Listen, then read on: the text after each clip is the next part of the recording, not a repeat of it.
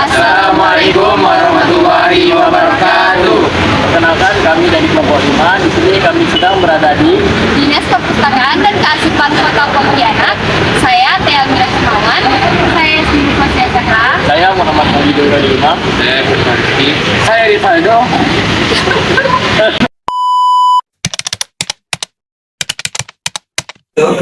Yang dalam sejarah disebutkan Tanah Seribu.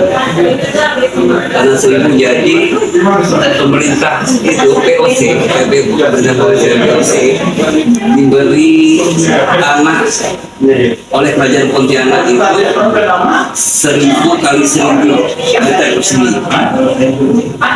Ya, ini petanya.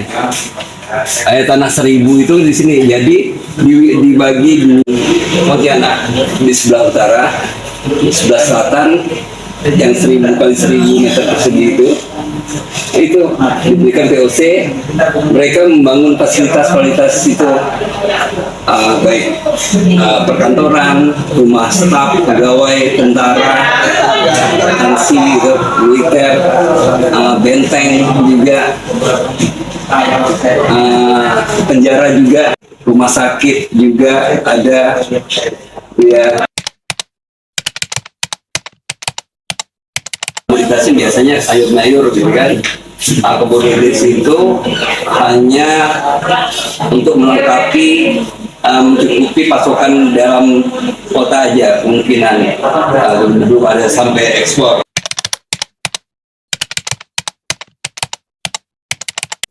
Pada peta itu ditunjuk sebagai battlefield, jadi lapangan sepak bola. Nah, dulu memang ditunjuk sebagai saya kemungkinan diperuntukkan masyarakat Tionghoa untuk perkebunan apa segala macam. PRI itu mengadakan itu, mengajak masyarakat Pontianak itu untuk berkumpul di kebun sayur, menunjukkan bukti kesetiaannya kepada negara RI gitu kan.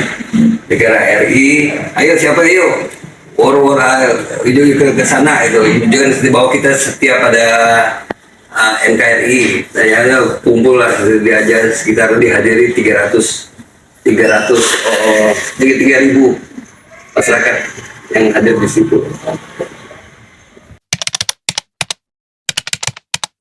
Kemungkinan memang itu diperuntukkan daerah di Pasar Sudirman itu kan tangsi, ada asrama tentara Kenyal.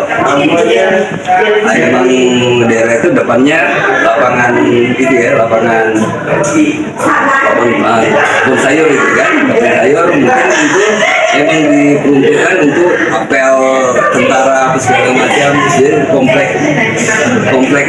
militer, daerah itu komplek militer. Dulu kebetulan ya kakek pernah benar asrama di situ, di asrama Sudirman namanya. Makanya sekarang disebut Pasar Sudirman. Nah, itu daerahnya. Tapi dulu di blok-blok pasar itu sebenarnya komplek. Ya, komplek militer. Militer sepanjang itu, jalan depan RRI itu, di situ ada Kesdan. Kesdan itu memang rumah sakit militer. Sampingnya ya kantor militer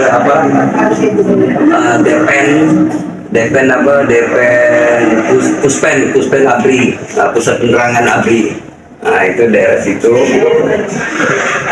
Sebelah sini yaitu SPM, kanan kiri. Sebelah sini kan asrama Tari Mulia kan, itu memang daerah militer. Sedangkan yang di depannya itu di Makorem apa segala macam itu rumah residen, daerah residen. Kantor residen, langsung tembak ke Alun Kapuas, depannya ada Popel di setempat perahu benda itu kan, dari misalnya patroli pakai perahu atau tamu datang lewat perahu, tamu Belanda bisa lewat kapal gitu kan, lalu di situ daerah situ. mungkin misal ditarik sebelum berubah jadi lapangan sepak bola itu kan sebenarnya kebun sayur yang di mana Ya kemungkinan ya seperti itu mungkin diperuntukkan oleh masyarakat yang Tionghoa. kita tanam di situ. Itu kira-kira tuh ada hubungannya nggak Pak? Sama Sungai Kapuas itu kan wilayahnya itu berdekatan, jadi kira-kira ada kemungkinan dari etnisnya itu untuk mengekspor hasil cocok tanam mereka keluar daerah dari Ya Pontianak. biasanya seperti itu. Ya memang sungai itu sebagai jalur transportasi baik manusia atau komunitas yang dihasilkan dari masyarakat di sekitar situ, atau Pontianak dari kabupaten yang lain atau distrik yang lain kan, sesuai dengan apa ya unggulan daerah masing-masing lah gitu kan. Berarti mungkin juga dari sebelum di sungai itu tuh dari apa ya, etnis Cina itu mungkin bermukim di situ tuh emang karena dari situ tuh jalur dari luar-luar daerah Iya. mereka menetap dan membangun kebun sayur. Ya, mungkin dengan itu kan makin ramainya ada pusat pemerintahan Belanda itu merupakan daya tarik dari etnis bermacam etnis yang datang ke Pontianak, hingga makin berkembanglah itu kan Pontianak sampai sekarang. Makanya kalau di Pontianak itu dikenal dengan ada kampung Bugis, kampung Banjar, kampung Bali, kan, kampung Cina, kampung Jawa, gitu. Itu sebagai alat transportasi manusia juga komunitas-komunitas sebagai daya. Ada lagi mereka memilih sini mungkin lebih enak untuk mengirim dan mengekspor komunitas yang unggulan dari Kalimantan Barat gitu kan, terutama khususnya gitu kan, untuk lempar itu kirim ke daerah Jawa atau langsung ke dalam negeri kita tidak tahu gitu kan.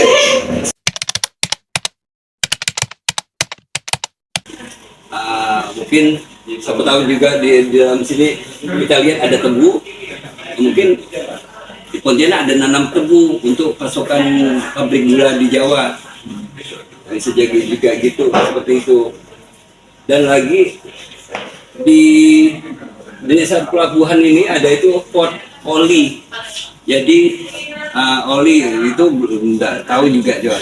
Itu memang oli untuk bahan bakar apa oli hasil itu komoditas kelapa atau palma. Ini waktu penyerahan kedaulatan di dekat rumah residen dan juga kedaulatan ini juga daerah penyerahan kedaulatan yang ada di Kalimantan Barat. Ini juga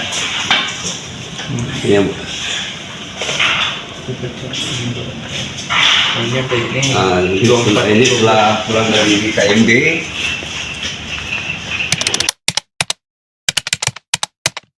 diperuntukkan untuk misalnya yang mengganggu keamanan atau segala macam atau stabilitas, bisa diperuntukkan memang untuk kriminal, bisa untuk diperuntukkan untuk tahanan politik. Nah, kemungkinan yang pernah di penjara di situ tokoh-tokoh pergerakan kalau tidak, terutama yang karena dibilang itu digelis. Digelis sebelum mereka dilempar ke Bovendigul, mungkin ditransitkan di situ dulu di penjara itu, karena penjara itu cuma satu-satunya ada di itu kan ya, Pontianak kan. Di antara berapa tokoh digelis itu kemungkinan pernah di penjara di situ.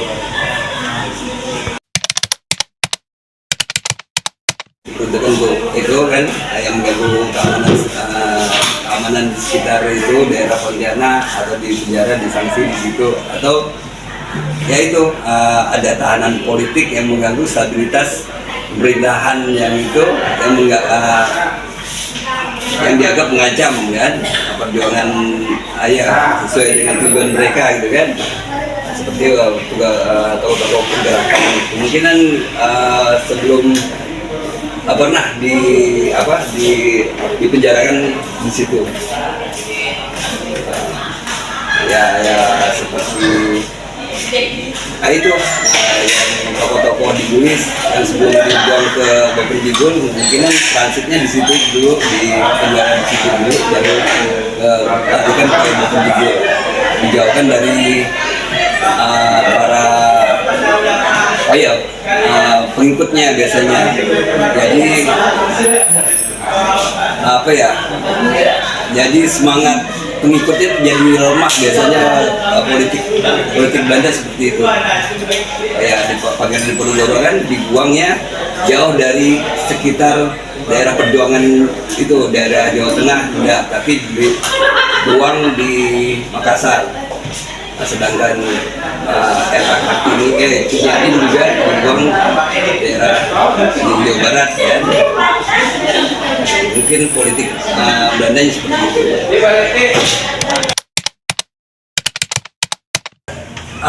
Salut juga dengan guru, terima kasih pada guru kalian gitu kan, bahwa diberi tugas seperti ini, jadi menumbuh apa ya, kembangan nasionalisme bagi generasi muda.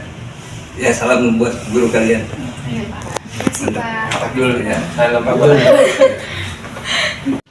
Sekian wawancara dari kami. Semoga video wawancara dari kami dapat memberikan ilmu yang bermanfaat. Assalamualaikum warahmatullahi wabarakatuh. Penyerahan kedaulatan. Dia kan antara waktu pengamanan itu ada konfederalis, pengennya tentara Knil yang dalam pengamanan itu penyerahan kedaulatan, tapi dari kaum Republikan TNI datang. Jadi dalam rangka ada pertikaian, ada beberapa datanglah Presiden Hatta dalam rangka konsolidasi mengamankan apa menyejukkan. Akhirnya datanglah dia, setelah konsolidasi datanglah ini, baru datang tentara TNI dalam rangka pengamanan penyerahan kedaulatan di Kebun Sayur itu, di rumah, di sekitar rumah presiden. Ini potret jalan itu, jalan Radi Usman, kantor residen, ini pohon sawit yang diceritakan tadi. Kemungkinan bisa jadi komunitas itu sawit yang dari dulu ya.